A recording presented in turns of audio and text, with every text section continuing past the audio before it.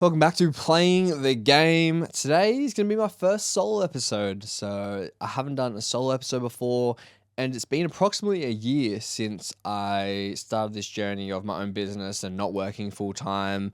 And I just wanted to do a bit of a reflection and just talk about a few lessons that I've learnt on the way, and hopefully that they can inspire you and help you do some great things. So let's get into it. A bit of a backstory. So in 2023, about halfway through, I got an email from the school sort of asking for people's preferences for the following year. And they said, if you are looking to take leave, let us know so we can process it to give us enough time. So that was about June 2023. And I went home and spoke to Christy, my fiance, girlfriend at the time. Hadn't popped the question yet, but I sort of said, like, I'm not getting enough out of school. I don't feel like I'm the best version of myself right now being a teacher at school. And then she sort of said she'd back me to do whatever I pleased in a sense. The good thing I always knew is I could take a year unpaid leave from school, and during that time I could do casual teaching, and casual teaching is pretty good money because you don't get holiday pay, so you sort of lump it in and you get good coins. So I always knew I had a bit of a backup, which sometimes isn't a great thing, but I always knew that, yeah, at the end of the day, I would have something there, which was good. So I did that. Went to school next day and asked if I could have the next year unpaid, and did that. At the time, I was running a golf business, doing golf events once a month, and I thought, this is such a good idea that I'm going to be able to scale this up. And I was getting so ahead of myself. I was looking at different states and moving to Brisbane, doing events in Brisbane and Sunny Coast, and how I can scale it out. And sort of got to the end of the year, and the reason I started it was to play more golf, and I was playing less golf. And as it grew, I got new people in there, and my marketing must have been quite right, because I wasn't getting the exact people that I wanted to market to, and it wasn't as fun as when it was just the boys getting together and playing golf. So that was sort of by end of the year, I'm like, I don't really want to do this anymore. Like, I don't see myself scaling this business and running this business into next year. So pretty much got to the end of 2023, and I was already said yes to having a year off work. And I'm like, well, what am I going to do? And I had two options in my head. The first one was what I end up doing in League Leaders, and end up being helping athletes with their content. The other one I wanted to do, and I was probably more passionate about this one, but two reasons I didn't do it. I wanted to do a life coach. I want to be a life coach. The first one is I couldn't bring myself to call myself a life coach. So what do I know about life to help other people? I couldn't say that term. And the other reason was I was so worried about what people would think of me. If I'm already thinking that, then what would other people think if I was to be like, yeah, I'm going to do some life coaching? But more on that later. So I ended up doing League Leaders, and it was interesting. It ended up being helping athletes with their content and helping them build their personal brand. But when I started, I did a bit of research, and all I wanted to do was help ex-athletes sort of find purpose and help start a business after their career. That was the initial idea with it. Then as I sort of went further, I also, once again, limiting beliefs in my head, telling myself that I hadn't started a successful business, so I couldn't help athletes start a business. So then I'm like, well, I've done a bit of content, so maybe I'll help them with the content. So yeah, that was sort of how I ended up there with League Leaders.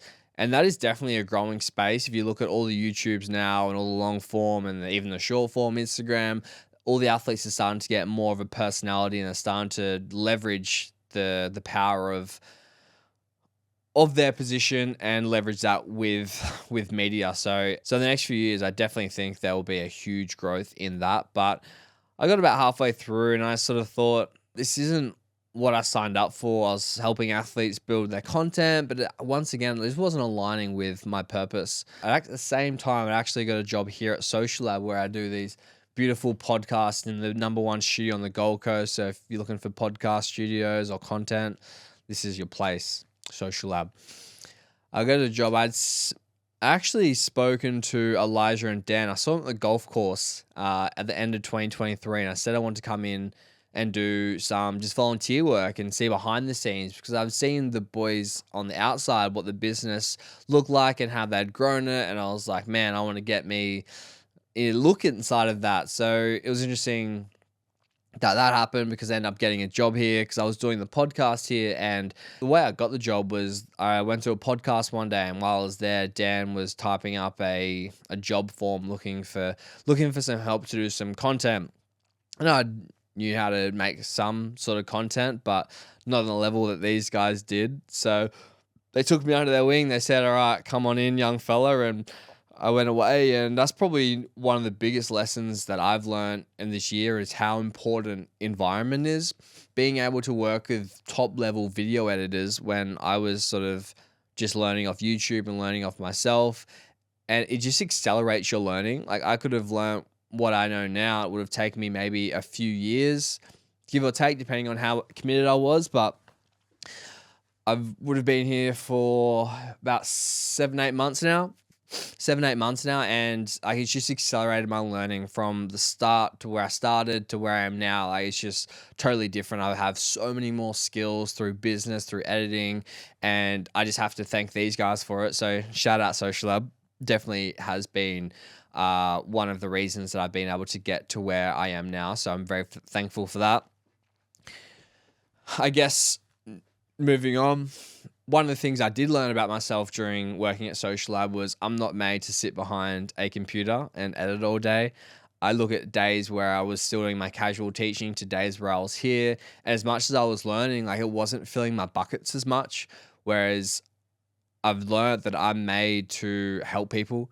I'm made to help people be the best version of themselves, and which I was doing in the classrooms. Another thing that I learned in that time was anyone, doesn't have to be teaching, it could be you. When you're working in one place for a long time, I'd been a teacher for 5 years, and then I had my 4 years at uni, then early childhood as well. So I'd been in education, this sort of that same bubble for nearly 10 years. And when you go outside the bubble, you sort of start to see things differently, which is very interesting, because everything was teaching. You're in that, especially in the same school, you've been in that same school for a few years, and you don't really know what's outside there. Whereas coming to work here, whole different perspective. People running their own business, how they hire employees, how they fire employees, how they find employees that are right, how they create systems, how they challenge problems, how they work with clients, sign clients. So it's just been like a whole different world, and I'm so thankful that I did. Looking back, it was probably an interesting decision to leave the full-time job, but I'm so glad I did, because yeah, it allowed me to sort of see behind the mask of what it's like to start and run your own business. So that was been a journey. Going back to what I said before about wanting to be a life coach, moving forward, I do want to do something similar. As I said, one of the biggest things that stopped me was the thought of other people being like, what are you doing? Over the past year, I've just sort of learned to stop giving a fuck about what other people think of you, because it doesn't really matter. As long as you're confident in yourself, then that's all that matters. But making content was a big part of that. Like, I remember the first time I put out content, I was freaking out. I was like checking my phone, just like, are people going to like it? How many views has it got? Just like trying to tie my identity to the content piece. But over this sort of year, I've learned, like, it doesn't matter. Are you happy with content? For me, I'm going back to content. For me, would I post that content if no one would watch it? And a lot of the time it's yes, because I'm sharing what I like to do. And that's the main thing. And when I was making that content, I kept coming back to a similar idea and a similar purpose. And that was helping people. All my content, when I'd think about ideas and what I wanted to do, it was just sort of always, how can I help people? How can I still teach? Which is sort of what led me to go back down to that sort of that coaching and what I want to do. So when I keep coming back to the coaching, one space that I always come back to is mindset. Because for me, mindset is everything. If you have a strong mindset, then there's nothing that you can't achieve. You can have a strong mindset and be an elite athlete, have a good business, just wake up happy and enjoy time with your family and your friends, But it all starts with a strong mindset, because this is actually a lesson that I learned from Think and Grow Rich. So I think it's in the introduction, not even the first chapter. He talks about how there's a connected message within the book. Every single chapter, they talk about it. It's in the whole book. It's you're reading it now, and he just really harps on about there's this message in the book. And I've read the book start to finish 2 to 3 times now, and I didn't get it.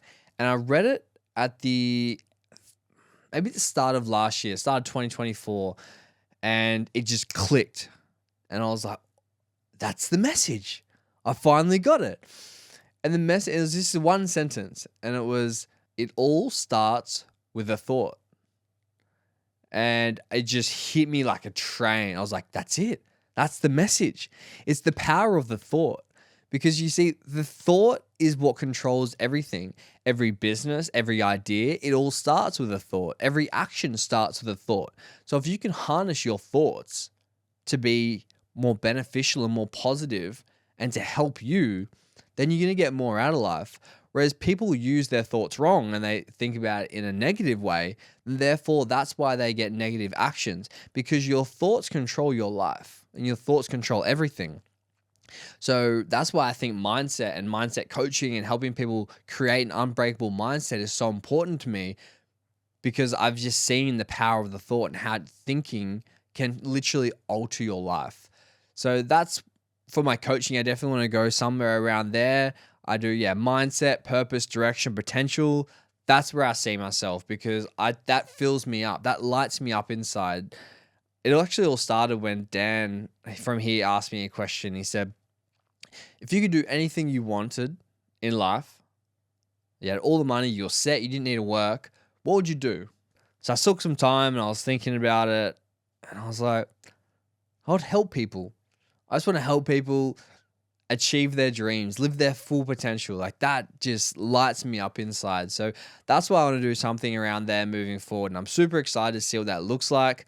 And hopefully, if you're watching this and you do feel like that could be something that you'd want a little bit of help with, then please feel free to reach out. I'd love to help and work together with that. But super excited for that. It's coming. I know there's a lot of coaches out there these days that are, it's like the new drop shipping. Everyone's like getting into coaching now. Maybe that's just my news feed anyway, but I don't really care. It looks like I'm not in there to be a gammon coach who just takes all your money. Like, I just really want to help people. And if I can help people live a better quality of life, then I feel like that would light me up inside. I guess to wrap it up, the key lessons that I've learned is, 1, get out of your comfort zone, take risks, which is sort of what led me to go back down to that coaching and what I want to do. And I've started to find what I wanted to do, because it's where I was when I sort of left my job, and it was helping people find purpose and direction and helping them live to their full potential. I think that's a key one for me, living to your full potential. So many people just get scared and worried about what other people think, because they don't live the way they want to. And I sort of think, how could anyone in life not want to wake up and just help people live to their full potential? I think about that all the time. And the thing is, everyone's different. Everyone has a different purpose of what fills their buckets and what excites them. But for me, that's me. And I just find it so interesting that people wouldn't want to do that. So moving forward, that's definitely something that I want to do more, is help more people reach their full potential. That goes in alignment with my podcast and my personal brand mission of helping 10,000 people live a better quality of life. So I'm really excited to do that moving forward. So I guess, the key messages are just get out of your comfort zone, try new things, because you just never know what's going to happen.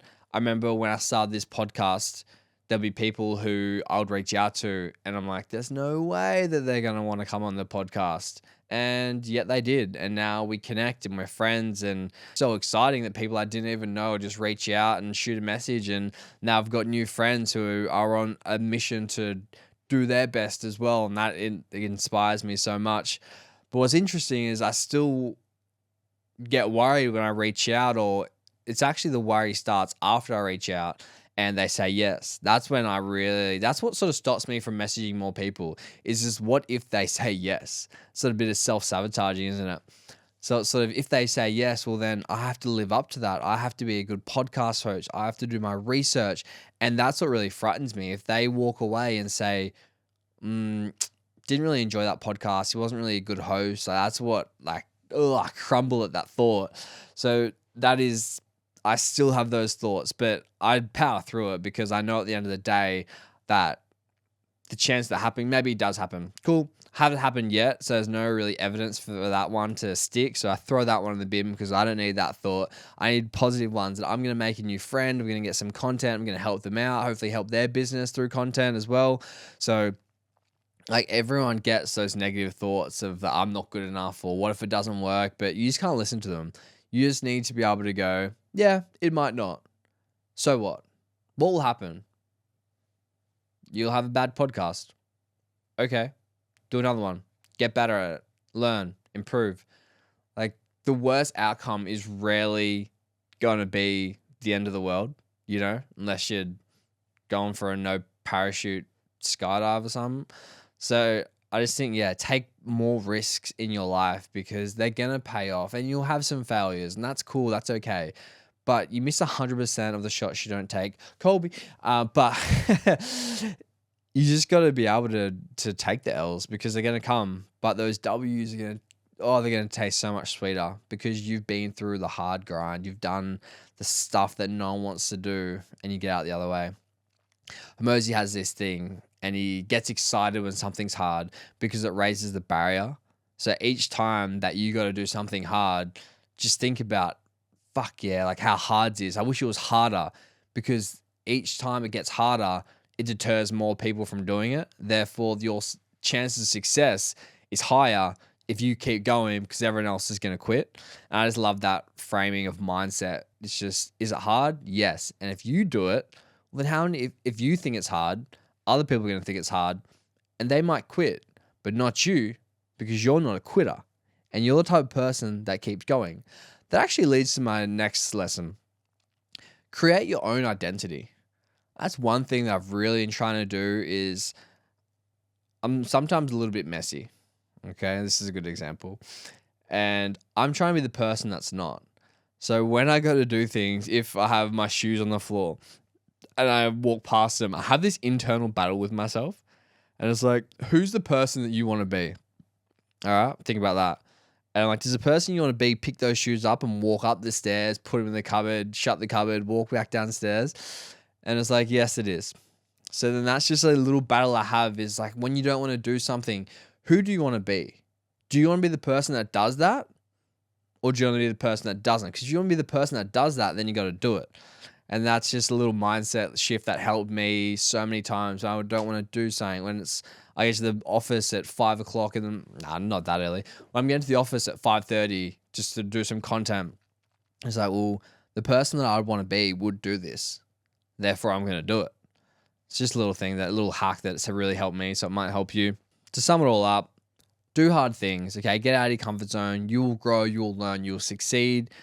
Your environment shapes who you are. Be careful, because if you're in a shit environment, you can have a shit life, okay? But if you can create an environment, okay, day by day, step by step, putting people around you who are going to inspire you, who are going to lift you up, do that. Never take no for an answer. There's always a way around it. You'll always find what you want if you really want it. And the last lesson is to learn how to click that like button, share this with someone who you think would really benefit it, and go have a fantastic and amazing day, because you deserve it.